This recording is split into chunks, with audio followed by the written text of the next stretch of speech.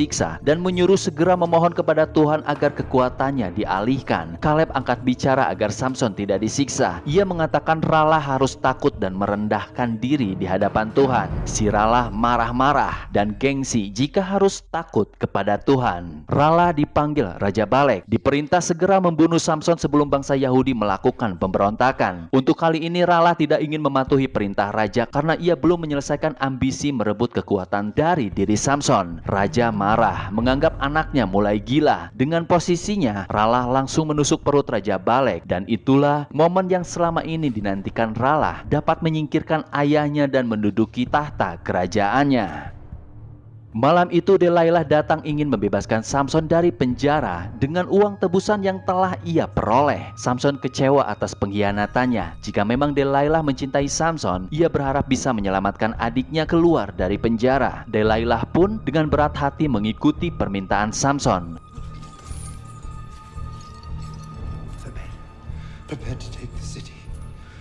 Kondisi Samson sudah benar-benar berada di titik terendah.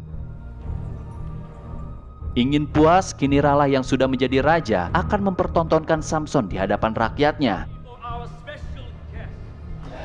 Samson dicibir, direndahkan dan dihina, lalu dipecut hingga semua orang sorak bergembira.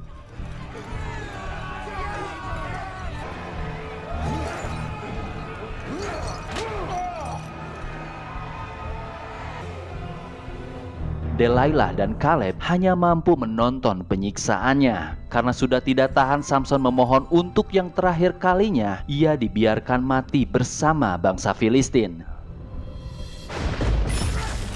Ternyata permohonannya dikabulkan Tuhan. Perlahan Samson mulai bangkit. Kemudian ia berusaha merobohkan pilar bangunan agar semua orang tertimpa reruntuhan bersamanya.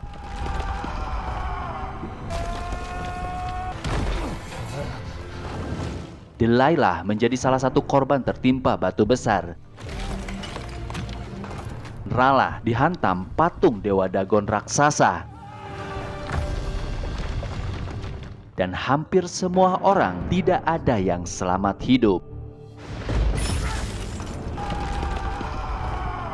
Kaleb berhasil terhindar dari maut. Ia pulang menemui sang ibu. Pengorbanan yang telah dilakukan Samson akhirnya berhasil memerdekakan bangsa Yahudi dari tirani perbudakan bangsa Filistin. Bangsa Yahudi akan terus berperang demi merebut tanah perjanjian. Israel telah bangkit karena kekuatan dan iman Samson mengiringi mereka semua. Tuhan memberikan Samson untuk memulai pembebasan bangsa Yahudi. Lalu siapa yang Tuhan kirim untuk mengakhirinya? Generasi kemudian, seorang pengembala bernama Daud maju ke medan pertempuran meneruskan perjuangan melawan pasukan Filistin yang tak terkalahkan.